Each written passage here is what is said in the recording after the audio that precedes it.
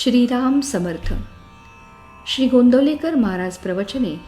दिवस 24. नाम साधन कसे करावे.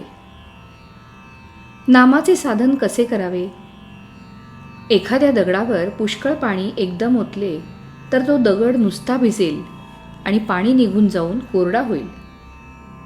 पण तेच पाणी थेंब थेंब असे एकाच ठिकाणी आणि अखंड पडत राहिले तर त्या दगडाला भोग पडेल आणि काही दिवसांनी दगड फुटूनही जाईल.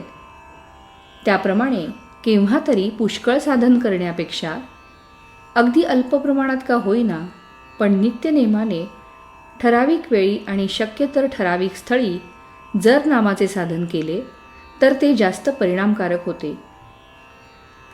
जात्याला 2 पेठी असतात. त्यातली एक स्थिर राहून दुसरे फिरत राहिले तर दळण दळले जाऊन पीठ बाहेर पडते. पण जर दोन्ही पेठी फिरत राहिली तर दळण दळले न जाता फुकट श्रम मात्र होतात. माणसाचे शरीर आणि मन अशी 2 पेठी आहेत. त्यातले मन हे स्थिर आहे आणि देह हे फिरणारे पेठे आहे. मन परमेश्वराच्या ठिकाणी स्थिर करावे आणि देहाने प्रपंचाच्या गोष्टी कराव्यात. प्रारब्धाचा संबंध देहापर्यंतच असतो. प्रारब्धरूपी कुंटा देहरूपी पेठ्यात बसून तो त्याला फिरवतो आणि मनरूपी पेठे स्थिर असते. देह प्रारब्धावर सोडावा आणि मन भगवंताच्या स्मरणात स्थिर ठेवावे. याहून नामाचे साधन दुसरे काय. हे साधन अमक्यालाच साधेल असे नाही, ते कोणालाही साधेल.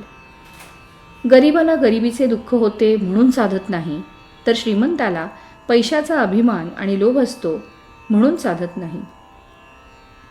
विद्वानाला विद्येचा अभिमान होतो म्हणून साधत नाही, तर रडण्याला काय करावे हे समजत नाही म्हणून साधत नाही. साशंक वृत्तीने कितीही साधन केले, कितीही नामस्मरण केले तरी कधी समाधान होणार नाही.